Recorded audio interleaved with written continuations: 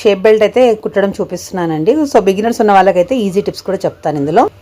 So ఇక్కడైతే shape belt చూస్తున్నారు కదా, మెయిన్ పీసెస్ రెండు లైనింగ్ పీసెస్ అనమాట.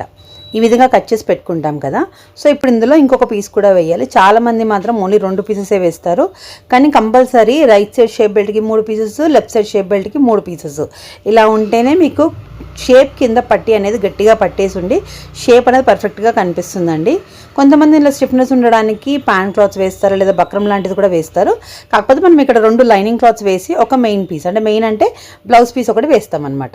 సో ఇలాగా ఫస్ట్ ఉల్టా ఉన్న సైడ్ రాంగ్ అని మార్క్ వేసుకోవాలండి. ఎందుకంటే ఇది బిగినర్స్ చేసే మిస్టేక్ ఏంటంటే 2 ఒకటే వైపుకు వేసేస్తారనమాట. అలా కాకుండా అలాంటి ఈ టిప్స్ ఖచ్చితంగా పాటించాలి.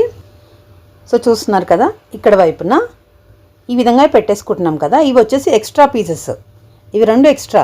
ఇక్కడ మీకు పైన కనిపిస్తుంది కదా, ఇది వచ్చేసి ఏంటంటే మెయిన్ కరెక్ట్ షేప్ అనమాట. అది ఇప్పుడు మనం కుట్టిన తర్వాత సేమ్ అంత షేప్ వస్తే సరిపోతుంది. ఈ విధంగా పెట్టేసుకోవాలి. ఈ షేప్ బెల్ట్లో ఒక సైడ్ పొడవు ఒక సైడ్ పొట్టిగా ఉంటుంది కదా. సో పొడవు ఉన్న వైపు 2 ఎదురెదురు వచ్చేటట్టుగా ఈ విధంగా పెట్టుకోవాలి. చూస్తున్నారు కదా, ఇలా అనమాట. ఇది ఒకటి హుక్స్ పట్టి వైపు, ఒకటి కాజపట్టి వైపు వస్తుంది. ఈ విధంగా ఎదురెదురు పెట్టుకుంటే కరెక్ట్గా వస్తుంది. ఇంకా మళ్ళీ మీకు ఇలా మార్క్ చేసుకోవడం వల్ల ఏంటంటే మళ్ళీ మనకు డౌట్స్ రాకుండా ఒకటే సైడ్కి కుట్టకుండా ఉంటామన్నమాట. ఇదంతా బిగినర్స్ కోసం అండి. అంటే కొత్తగా నేర్చుకునే వాళ్ళు ఈ టిప్స్ పాటిస్తే మాత్రం ఇంకా లైఫ్లో ఎప్పుడు కూడా మిస్టేక్ అనేది అవ్వదు. అది 100% గ్యారంటీ అనమాట. ఇలాంటి చిన్న చిన్న అలవాటు మాత్రం ఖచ్చితంగా చేసుకోండి, మీకు లైఫ్లో బాగా యూజ్ అవుతుంది. అంటే బ్లౌజులు కుట్టే వాళ్ళకి మాత్రం కంపల్సరీ యూజ్ అవుతుంది. సో ఇక్కడ చూస్తున్నారు కదా, ఇలా ఒక కుట్టుతోనే మొత్తం ఒకటేసారి సెట్ అయిపోతుంది అనమాట. మళ్ళీ ఫస్ట్ అవి అటాచ్ చేసుకొని మళ్ళీ ఇది అటాచ్ చేసుకోవాల్సిన అవసరం అయితే ఏం లేదండి. సో ఇలా అయిపోయిన తర్వాత ఇప్పుడు లైనింగ్ని పైవైపుకి తిప్పేసుకొని ఇక్కడ కరెక్ట్గా మధ్యలో ఒక కుట్టు అనేది పడాలి. చూస్తున్నారు కదా, ఆ మిడిల్లో వేస్తే ఏంటంటే మనకి తిప్పేటప్పుడు ఈజీగా ఉంటుందన్నమాట. పర్ఫెక్ట్గా అక్కడే స్టిచ్ వచ్చేటట్టు చూడండి. ఇలా మనం కుట్టే ముందు గోరుతో ఇలా సెట్ చేసుకుంటే చాలండి, కరెక్ట్గా వచ్చేస్తుంది.